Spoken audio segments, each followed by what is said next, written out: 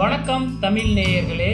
புதன்கிழமை காலையில், அதாவது பார்த்திங்கன்னா ஜூன் 11ஆம் தேதி. ஸோ இந்த நாளில் காலையில் போன உடனே எங்களுக்கு ஒரு ஆச்சரியம் காத்துக்கிட்டு இருந்துச்சு. அது என்ன அப்படின்னு பார்த்தீங்கன்னா, எங்கள் மாடு பார்த்திங்கன்னா கண்ணு போட்டிருந்தது. ஸோ ஆளே இல்லை, அதவே போட்டு பார்த்திங்கன்னா அப்படியே அதே இடத்துலையே நின்றுக்கிட்டு குதிச்சுக்கிட்டு இருந்துச்சு. இதில் இன்னொரு ஆச்சரியமான விஷயம் என்ன அப்படின்னு பார்த்தீங்கன்னா, இன்னொரு மாடு இது பக்கத்துலேயே தான் இருந்துச்சு. ஆக மொத்தத்தில் 2 மாடு பார்த்திங்கன்னா இந்த பட்டியில் நாங்கள் கட்டியிருப்போம். அந்த மாட்டு பக்கத்தில் தாங்க போய் படுத்திருந்தது. ஆனால் அந்த மாடு பார்த்திங்கன்னா இந்த கண்ணுட்டியை ஒன்றுமே சொல்லவே இல்லை. ஸோ அவ்வளோ பாதுகாப்பாக பார்த்துக்கிட்டு இருந்துச்சு. என்ன தாய் மாடு தான் பார்த்திங்கன்னா ரொம்பவுமே கத்திக்கிட்டு இருந்துச்சு.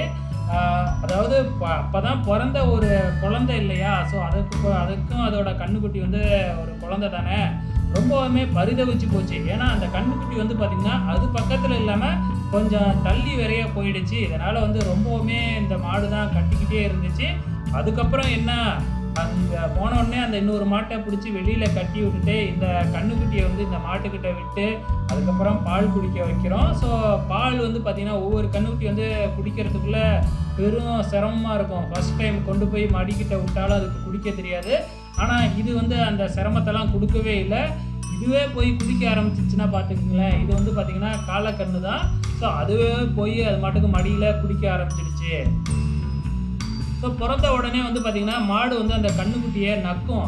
ஸோ நக்கிறப்ப அது தொப்புள் கொடியும் சேர்த்து நக்கிடக்கூடாது. ஸோ அதுக்காக தான் பார்த்திங்கன்னா அந்த தொப்புள் கொடியை பார்த்திங்கன்னா இப்படி ஒரு துணியை போட்டு கொஞ்ச நாள் கட்டி விட்டுருவோம், பாதுகாப்புக்காக தான்.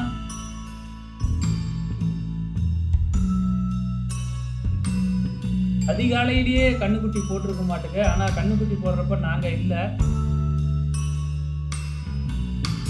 அதுவாகவே குடிக்குது.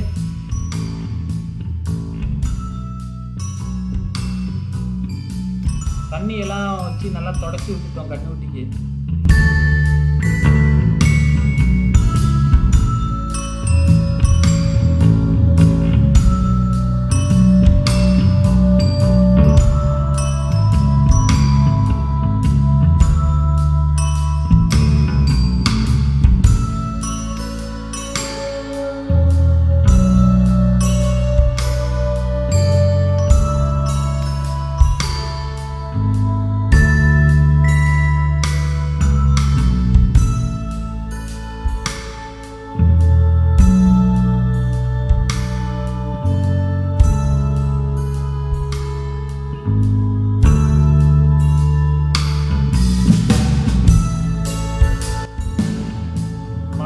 பார்த்திங்கன்னா ஃபஸ்ட்டு ரொம்பவுமே பரிதவிச்சு போச்சு. அதுக்கப்புறம் பொறுமையாக கண்ணுக்குட்டி குடிக்குது அப்படிங்கிறதுனால அப்படியே அமைதியாக பொறுமையாக நிற்குது. ஸோ இந்த மாட்டுக்கு இது தாங்க முதல் கண்ணு. இதுவும் பார்த்திங்கன்னா முதல் அனுபவம் தான் அந்த மாட்டுக்கும்.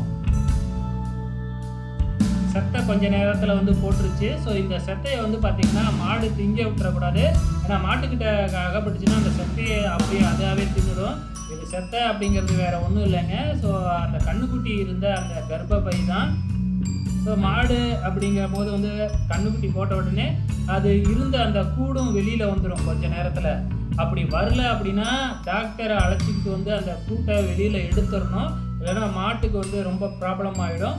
ஸோ அதுக்காகவே பார்த்திங்கன்னா அது பக்கத்துலேயே செத்தை போடுற வரைக்கும் அங்கேயே தான் உட்காந்துருப்பாங்க கண்ணுக்குட்டி போட்ட உடனே.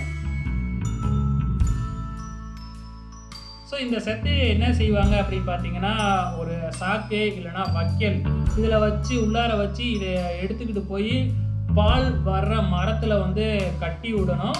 ஸோ அதுதான் ஐதீகம். ஸோ அப்படின்னா தான் நிறைய பால் கறக்குமா. அது என்ன ஐதீகம்னு தெரில. சரி, அவங்க சொல்கிறாங்க, அதையே நம்மளும் செய்வோமே அப்படின்னு சொல்லிட்டு பால் வர்ற மரம், ஒரு வேளை கள்ளி மரமாக இருந்தால் கூட அதில் கூட பார்த்திங்கன்னா ஒரு சாக்கில் போட்டு நாய் இந்த மாதிரி அனிமல்ஸ் இழுக்காத இடத்த பார்த்து உயரமான இடத்துல தூக்கி போட்டுருவோம். அப்படி இல்லைன்னா நாங்கள் பாலா மரம் அப்படின்னு ஒரு மரம் இருக்குது. ஸோ அதுலேயும் நிறையா பால் சுரக்கும்.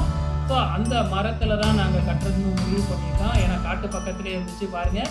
ஸோ இப்படி அது கீழே நாய்க்கு எட்டாத தூரத்தில் பார்த்திங்கன்னா ஒரு சாக்குக்குள்ளே அதை போட்டு கட்டிடுறோம் பாருங்கள். ஏற்கனவே நிறைய பேர் அங்கே கட்டியிருக்காங்க பார்த்தீங்களா. ஸோ இதே மாதிரி பார்த்திங்கன்னா இந்த இடத்துல இருக்கிறவங்க எல்லாருமே இந்த மரத்தில் தான் கட்டுவாங்க. இது ரொம்பவுமே உயரமாகவே இருந்துச்சு. இருந்தாலும் பார்த்திங்கன்னா உடஞ்சிடுச்சு. இப்போ கொஞ்சம் சின்னதாக தான் இருக்குது. இருந்தாலும் அதில் பாருங்கள் எவ்வளோ கட்டியிருக்காங்க. நாங்களும் அதுலேயே தான் கட்டிட்டோம். ஸோ இப்போ செத்தை போட்டுருச்சு. இதுக்கப்புறம் மாட்டை குளிப்பாட்டணும். ஏன்னா சுடுதண்ணி வச்சு தான் குளிப்பாட்டுவோம். ஏன்னா அந்த மாட்டுக்கு வந்து பார்த்திங்கன்னா கண்ணு போட்ட அசதி, அந்த உடம்பு வலி அப்படிங்கிறது ஒன்று இருக்கும் இல்லையா? அதனால் நல்லா சுட வச்சு ரொம்பவுமே கொதிக்க இல்லாமல் நல்லா வெதன்னு வந்து பார்த்திங்கன்னா அப்படியே மெதுவாக டப்பாவில் கொஞ்சம் கொஞ்சமாக ஊற்றி விட்டுட்டு, அதுக்கப்புறம் அந்த மேலே இருக்கிற அந்த இதெல்லாம் ஒட்டி இருக்கும் சில இதெல்லாம். ஸோ அதெல்லாம் வந்து பார்த்திங்கன்னா ஒரு மட்டையை வச்சு நல்லா தேய்ச்சி விட்டுட்டு, அதுக்கப்புறம் வந்து பார்த்திங்கன்னா சுத்தமாக கழுவி விட்டுருக்கோம். பாருங்க, அது எல்லாமே வந்து பார்த்திங்கன்னா கழுவி விட்டு சுத்தம் பண்ணணும் மாடு, இல்லைனா வந்து இன்ஃபெக்ஷன் ஆகிடும்.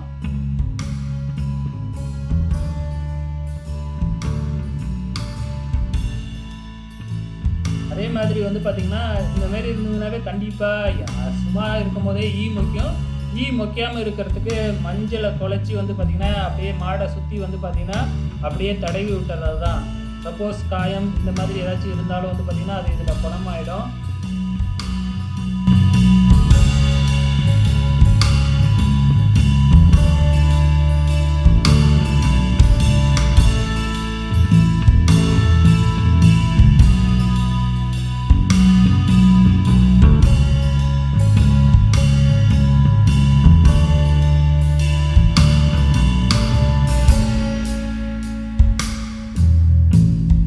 வச்சு குளிப்பாட்டினதுக்கப்புறம் இப்படி பண்ணுவாங்க.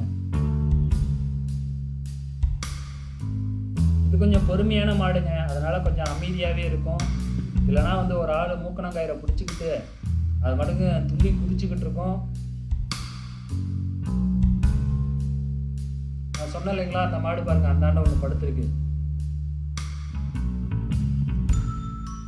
அதுவும் இதுக்கு அடுத்ததாக பிறந்தது தான்.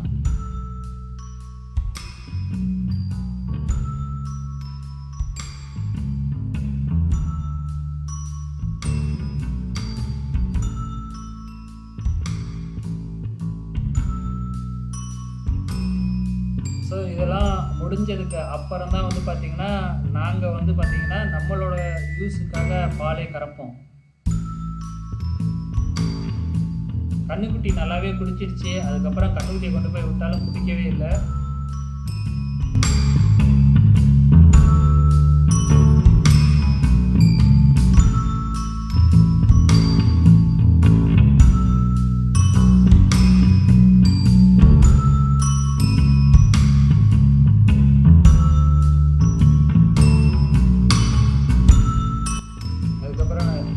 தேவைக்காக கொஞ்சம் கறந்துக்கிட்டோம்.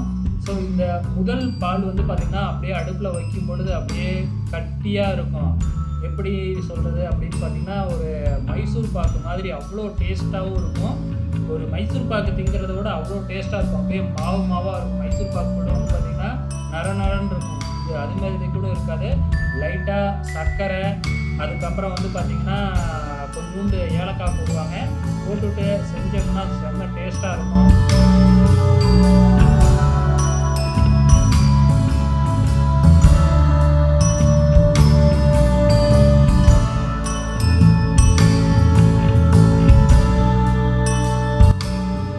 நிறைய பேருக்கு இந்த சீம்பால்லாம் அவ்வளோ ஈஸியாக கிடைச்சிடாது.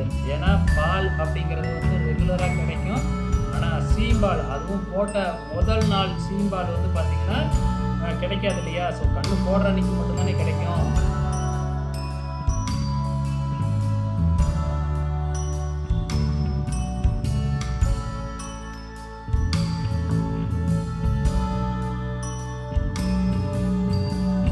ஓகே ஃப்ரெண்ட்ஸ், உங்களுக்கு இந்த வீடியோ பிடிச்சிருந்ததுங்களா? மறக்காமல் லைக் பண்ணி சப்ஸ்கிரைப் பண்ணிவிடுங்க.